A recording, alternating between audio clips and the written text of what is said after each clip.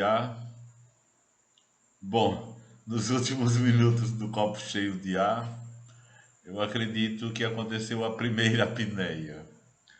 O que eu vou chamar de apneia, e aí uma outra analogia, o mergulho, uma parada da respiração, na verdade é um mergulho com parada respiratória, é justamente esse mergulho onde a parada da respiração leva a um completa desligar e entra no estado de apneia. É...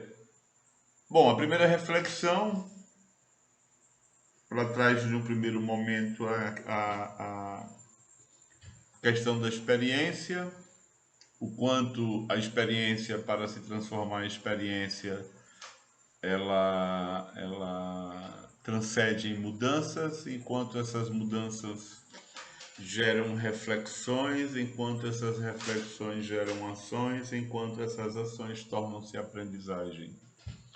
A segunda parte da primeira reflexão,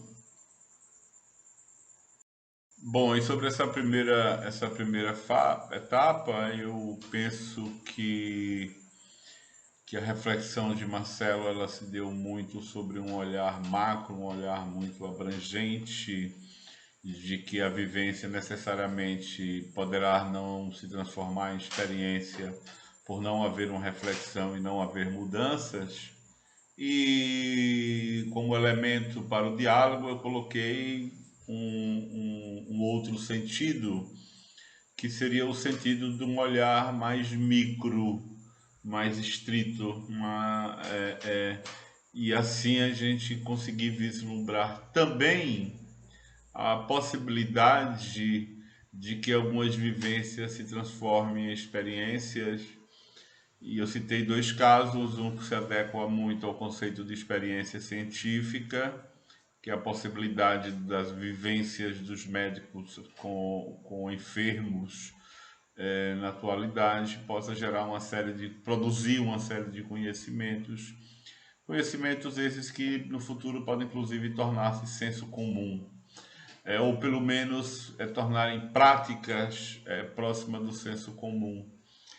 Também citei uma experiência, uma situação de uma experiência tradicional, que é a trajetória do ingresso da fruticultura ou da exportação de frutas do vale daqui da região de Petrolina e Juazeiro, com métodos extremamente fitossanitários dos países europeus e da América do Norte e alguns asiáticos, e também uma menção a uma possibilidade de que essa pandemia. E aí é oportuno, eu já ouvi muito isso, né? A gente fala assim: estamos em ambiente de guerra, estratégia de guerra, política de guerra, iniciativa de guerra, enfim.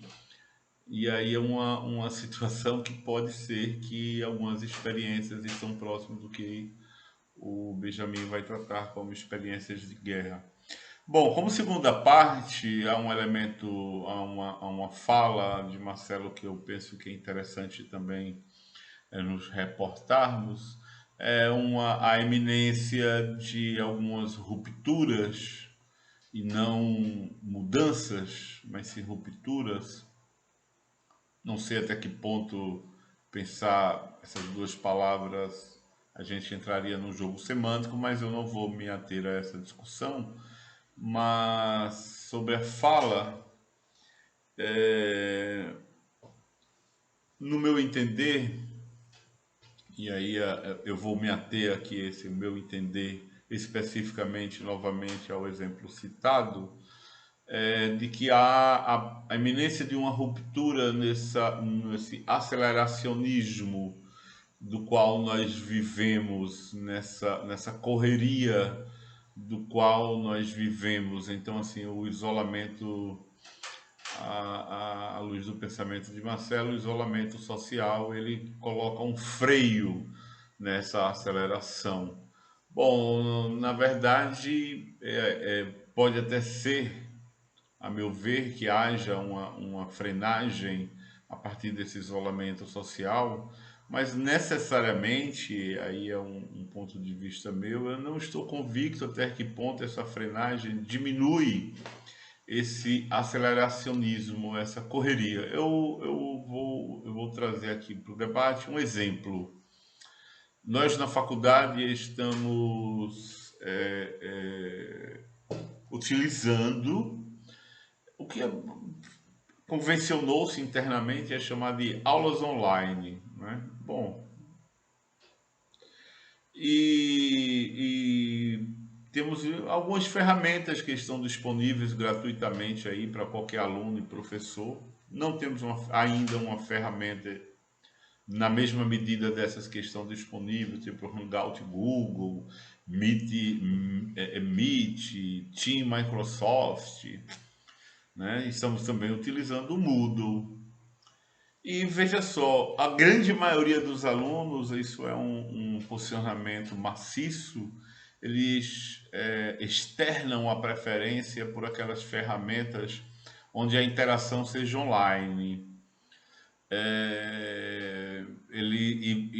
Na mesma medida eles rejeitam ou resistem a outros tipos de ferramenta que as interações sejam mais demoradas. Por exemplo, o Moodle não é uma ferramenta que ele lhe dá essa conexão ao vivo, está vendo, falando, interagindo com todos. E também é interessante porque mesmo nesse momento de pandemia eu já me atentei a algumas falas, já fiz algumas escutas com alguns alunos e os chavões ainda estão nas máximas. Eu já ouvi coisas tipo, eu não estou tendo tempo, professor. Né? Eu já não absorvo esse sentido quando estava a correria no convencional do que a gente habitualmente estamos vendo, muito menos ainda agora, nesse momento, né, desse isolamento. Então, provavelmente, o que está acontecendo é uma adequação de formatos, mas a correria me parece, Marcelo, que ela não houve uma estagnação. O que há é uma dificuldade, e eu acho que isso é uma situação geracional, há uma dificuldade de conviver sozinho, né? Há uma certa dificuldade aí para algumas gerações de se colocar em alguns momentos só. E aí o que seria solitude e o que seria solidão. Mas a correria, né? E aí eu vou trazer correria barra agonia. Eu ainda vejo isso com bastante frequência, mesmo a gente fazendo esses trabalhos remotos. Então, assim, eu quero acreditar, e para que a minha fala não torne aqui um contrassenso, mas não deixa de ser um paradoxo quando comparado à sua fala. E eu penso que pode haver o trânsito da vivência para experiências em ambientes micros, essa experiência consolidada e gerando aprendizagem e mudanças, também em ambientes micros. E eu penso que essas experiências, aprendizagem e mudanças em microambientes podem, então, logo abranger ambientes macros. Não sei se a gente consegue transformá-lo em cultura, mas provavelmente também alguns aspectos podem se tornar culturais e haver essa modificação, principalmente tendo em vista o poder que o Estado tem para determinar comportamentos, e essa determinação acaba que por esse formato legal, normativo, moral, também acaba se transformando em comportamentos culturais. Mas, por outro lado, e aí que é o paradoxo, né? O cara do contra, viu? Por outro lado, eu não estou tão convicto de que há rupturas sobre esse nosso corre-corre, essa nossa vida de correria, né?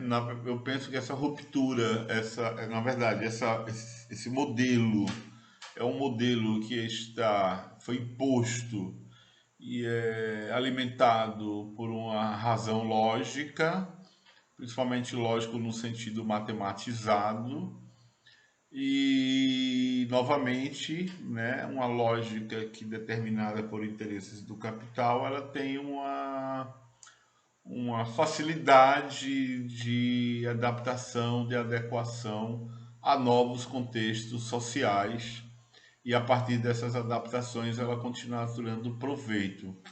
Então esse modelo corre-corre, né? Vamos nos reportar aí ao cinema. A gente lembra aí lá do Chaplin, em um filme bem taylorista, uma crítica ao taylorismo, onde ele já todas as suas ações sempre eram no corre-corre. Mesmo a gente hoje não ser aquele estereótipo de Chaplin de fazer tudo muito rápido, rapidinho, mas nós fazemos muito mais coisas do que fazíamos antigamente, porque na verdade em tudo nós estamos trabalhando. Então a gente preenche o nosso espaço de tempo que poderia estar destinado a diversas outras coisas, nós preenchemos com trabalho. Isso aqui agora que eu estou fazendo, que você fez, de alguma forma, não deixa de ser um trabalho. E é interessante essa relação. Provavelmente eu esteja entrando novamente em um novo estado de apneia. É interessante essa relação porque é uma relação de trabalho que ela vem se dando, não mais porque eu tiro um proveito de alguma forma desse trabalho, mas sim porque nós estamos trabalhando para alimentar outros e não trabalhando para nos alimentarmos, né? Eu falo isso sobre a ótica tradicional do trabalho sendo uma relação econômica, a mais-valia. Eu vendo a mais-valia. Então, assim, hoje a minha mais-valia, ela, na verdade, ela não vale mais enquanto trabalho. O YouTube e o Facebook, eles agradecem pelos professores André e Marcelo estar realizando um diálogo, e isso está alimentando suas bases tecnológicas que serão acessadas por outras pessoas, enfim, né? É uma relação modificada. Bom, nesse sentido, sim, essas minhas duas falas, ela acaba se constituindo um certo paradoxo à medida que, por um lado, eu acredito em mudanças no micro, por outro lado, eu não estou tão convicto se a gente já pode falar de algumas rupturas. Peço licença para no próximo eu não falar sobre a reflexão, mas adentrar um pouco nesse elemento, né, da nossa sociedade que é essa nossa velocidade, né? E até que ponto há uma velocidade, até que ponto nós estamos velozes e até que ponto nós estamos, só se for velozes para trás ou parados, tá? Bom, essa é a minha fala sobre a questão das rupturas.